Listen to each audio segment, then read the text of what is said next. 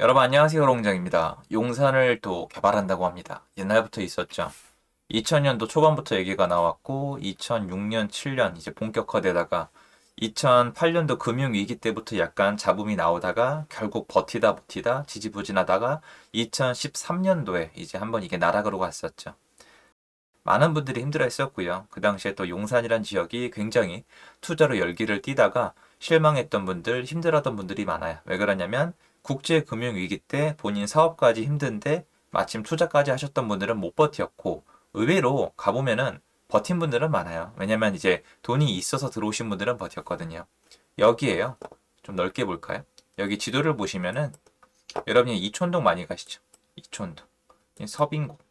이쪽에 예전에 좀 팥빙수 먹으러 많이 갔었는데, 자, 서빙고역 있고 이촌동. 이촌동은 이제 뭐 많이 아시는 게 한가람이랑 그리고 이총 한강맨션 여기 유명하잖아요. 한강맨션 아파트 주택 재건축. 요번에 이거 보셨어요, 여러분? 재초반?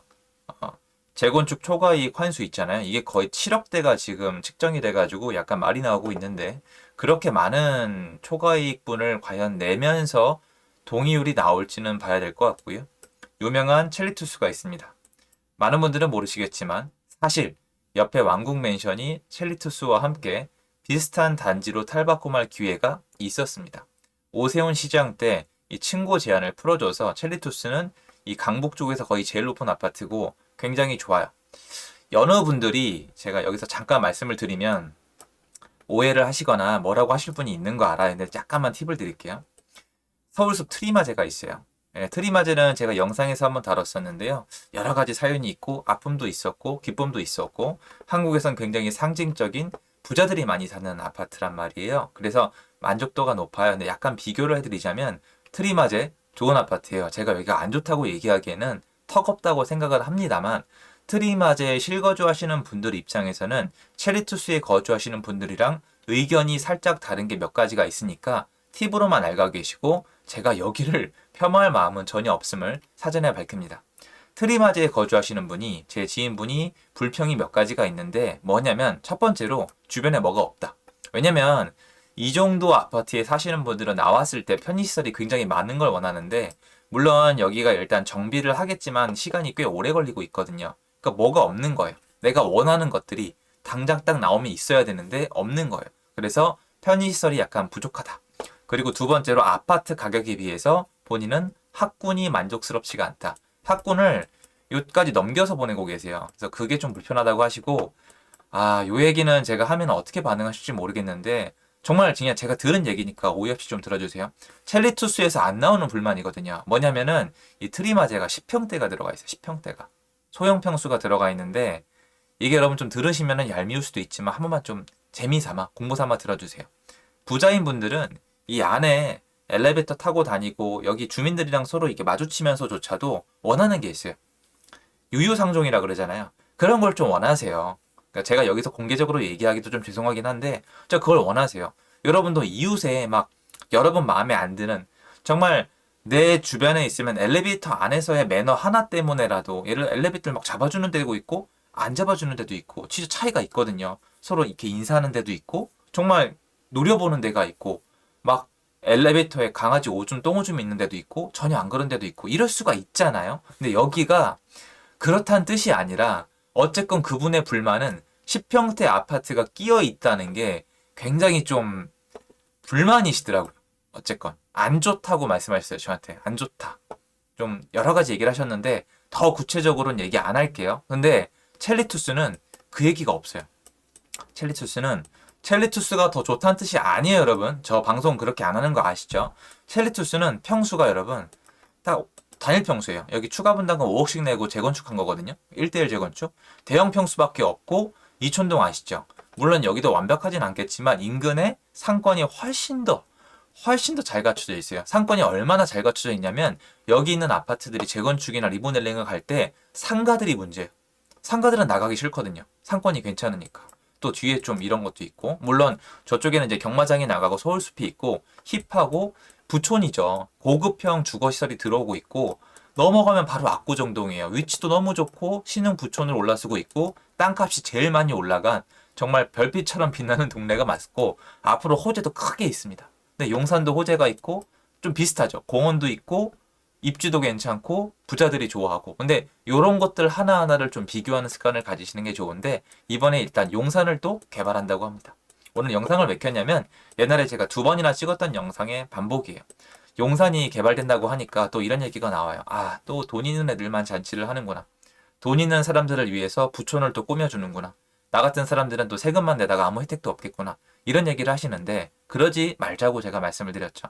물론 이게 유효할지 안 할지 모르는데 일단 첫 번째로 용산 여기 국제도시잖아요, 여러분.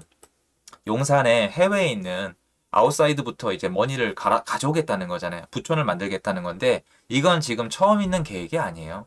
예전에 한번 계획을 세웠다가 장장 13년, 14년의 시간이란 지난 다음에 실패했어요.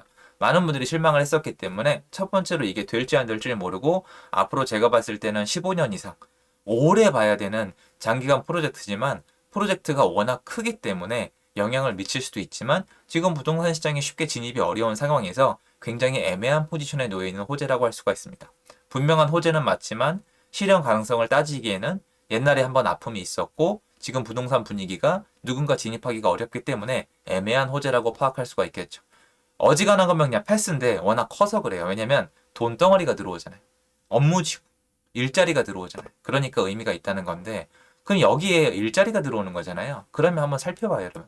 이게 지하철 노선으로 다 연결이 돼 있어요, 서울은. 그런데 여러분 요거 하나만 제가 같이 하면서 공부해봤으면 벌써 팁이 나오는데 일자리로 가는 지하철은 의미가 있고요.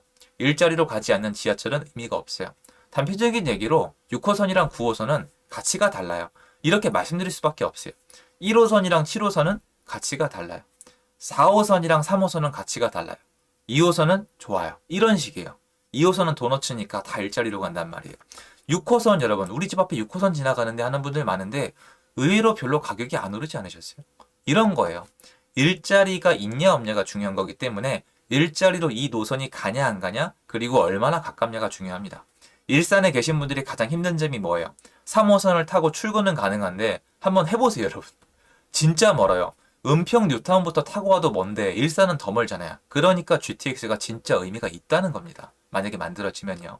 그러면 여기 만약에 일자리랑 정말 좋은 것들이 많이 들었으면은 주변에 뭐가 있죠?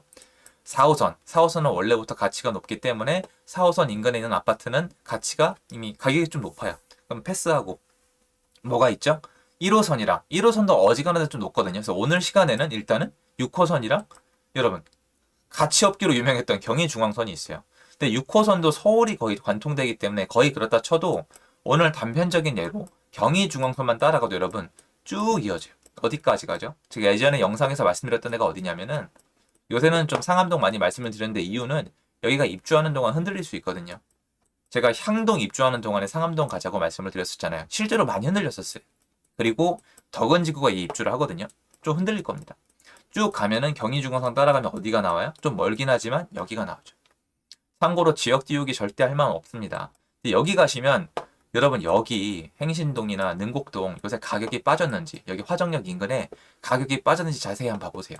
생각보다 잘 버팁니다. 왜냐면 요새 이 정도로 저렴한 가격에 출퇴근할 수 있는 택지가 잘 없거든요. 그런데 만약에 롱텀이라 그랬어요? 현실 가능성 어떨지 모른다 그랬어요? 여기 그리고 인근에 창릉 신도시가 들어올 겁니다. 그런데 여기도 결국엔 덕원지구가 입주할 때 영향이 있을 수도 있고 없을 수도 있지만 아예 없을 수는 없거든요. 조금 멀지만 인근에 이제 검단 신도시 입주도 있는데 여기 만약에 용산 차량기지에 호재가 들어와서 대형 업무지구가 들어온다? 근데 얘네는 출퇴근이 가능해요. 얘네는 지금 일자리가 없던 상황이에요. 왜 그러냐면 경의중앙선밖에 없거든요. 이거 타보시면 겁나 불편해요. 3호선은 좀 먼데 또 창릉 신도시 들어오면 모르겠죠. 그래서 이 여기를 보시면은 용산이나 인근에 비해서 월등히 저렴하거든요. 확실히. 똑같은 말씀 드리는 거예요. 그런데 내가 만약에 용산 기지창을 또 업무지구로 꾸며준대 일자리가 생긴데 또 부자들끼리 돈잔치하게 생겼어라고 생각하기 전에 옛날의 과거를 한번 살펴보세요. 뭔가 호재가 났을 때 어떤 지역에 일자리가 생겼을 때 거기만 혜택이 있었는지 인근까지 혜택이 있었는지 한번 보세요. 예를 들어서 최근에 좋은 샘플이 있잖아요, 여러분. 어디가 있어요? 여기 있잖아요, 마곡지구. 얼마나 올라가는지 봐보세요. 여러분 원래 강서구의 대장은 어디예요? 강서구의 대장은 여러분 염창동이에요, 원래는. 염창동에 사시는 분들께는 죄송하지만 많은 게 변했죠. 염창동이 나쁘다는 게 아니에요. 목동이랑도 가깝고 좋은데 예전에 가양이랑 등촌이랑 방화는 특히 방화는 이슈를 못 받았어요. 그냥 공항 옆에 있는 동네라 그랬고 어른들이 안 좋게 말씀을 하셨는데 마곡지구 들어서고 9호선 생기면서 가양동이 정말 빵 떴죠. 가양동에 좀 아파트 심한데 4배 올랐어요. 여러분 3배가 아니라 4배 올랐습니다. 그러니까 일자리가 얼마나 파급력이 센지 우리가 알 수가 있죠. 판교 보세요. 그런데 만약에 용산에 정말 이렇게 입지가 좋은데 서울 한가운데 정말 아주 꿀떡 같은 멋진 매출이 높은 기업들이 생긴다. 그래서 여기서 다 충당이 안 된다. 그러면은 6호선, 경의중앙선 이렇게 타고 출퇴근이 안 되다가 왜 안 되가다가 중요해요? 안 됐어야 쌌으니까. 이미 출퇴근이 있어서 일자리가 있는 데는 비싸니까 일자리가 별로 안 되다가 그 노선이 별 가치가 없다가 가치가 생길 만한 지역은 눈여겨볼 수 있다는 거예요. 지금 시점에서 얘기해봤자 사실은 되게 좀 나눠서 보실 거잖아요. 그런데 저는 이런 시선을 유지하면서 부동산 공부를 하는 게 좋다라고 말씀드리고 싶어서 영상을 킨 겁니다. 도움되었으면 좋겠고요. 이게 국가의 나랏돈 갖다 뭔가 개발하는 거잖아요. 전 여러분도 그 혜택을 공유할 자격이 있다고 생각하는데 아쉽게도 가만히 앉아 있으면 그 혜택을 나눠주지 않는 것 같습니다. 그래서 공부해야 되는 것 같습니다. 제 영상 여기까지고요. 도움되었으면 좋겠습니다. 감사합니다.